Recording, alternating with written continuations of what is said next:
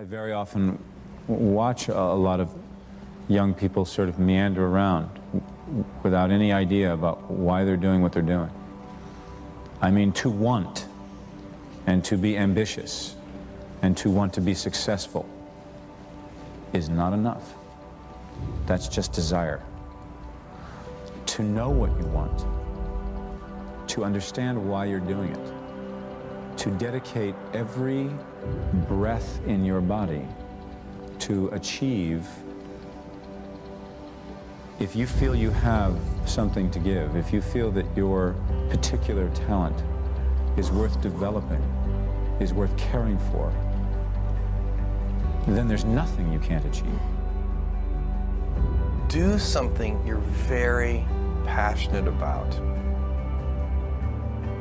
People say you have to have a lot of passion for what you're doing, and it's totally true. And the reason is because it's so hard that if you don't, any rational person would give up. It's really hard, and you have to do it over a sustained period of time. So if you don't love it, if you're not having fun doing it and you don't really love it, you're going to give up. So how do you start a business with no money under the worst conditions that your backer doesn't want to give you a dime? What do? Get ready for a lot of rejection, and at the same exact time, do the things others don't want to do. Do what's necessary, do what it takes, no matter what it is, and try not to hurt anybody along the way. I worked 24 hours a day, 7 days a week. That's what I cared about. I cared about solving problems, being successful. Anytime an obstacle presented itself, I used it to my advantage, made it work. And I never heard the word no. If I heard the word no, it meant maybe. Then I made maybe yes.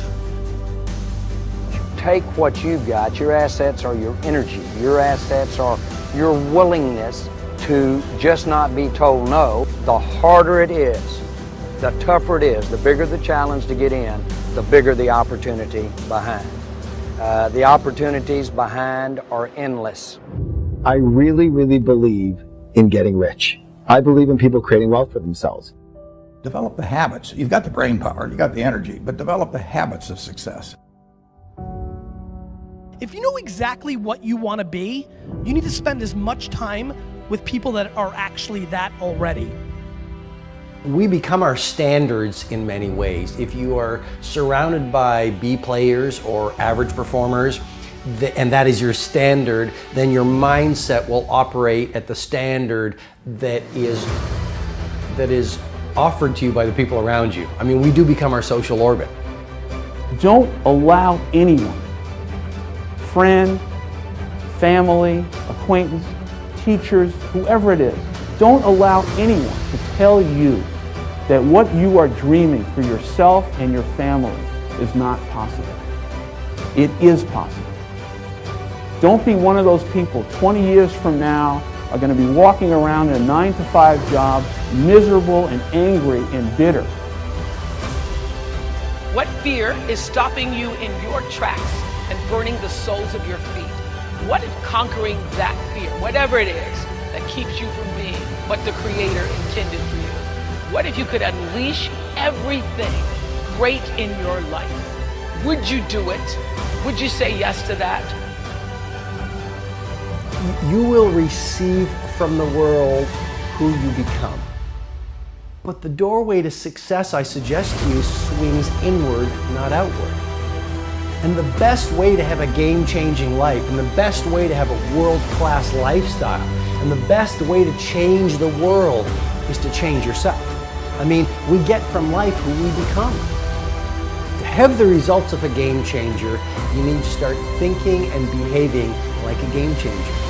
And that means thinking like a game changer, populating your mindset with the best books, with the best ideas, with the best conversations, behaving in ways that most people don't behave. Again, you want to have the results very few people have, you've got to start doing things that very few people do. Turn off the television, delete the naysayers, stop gossiping and start producing, eat better food, run longer runs, shift from a focus on what's not working to a focus on what's working. I mean, you really want to install a whole new series of mindsets and a whole new series of rituals that very few people are doing. In the end, luck plays a very important part in how successful you are, but the harder you work and the longer you work, the luckier you're going to be.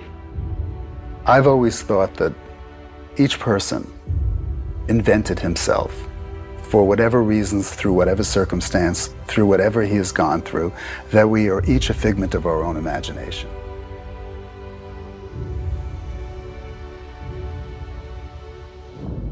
We have to do as we're pursuing our dreams and our goals is that we have to know that failure is not an option.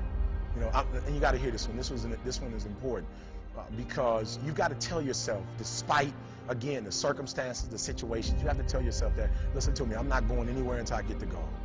Like until I make my dreams become a reality.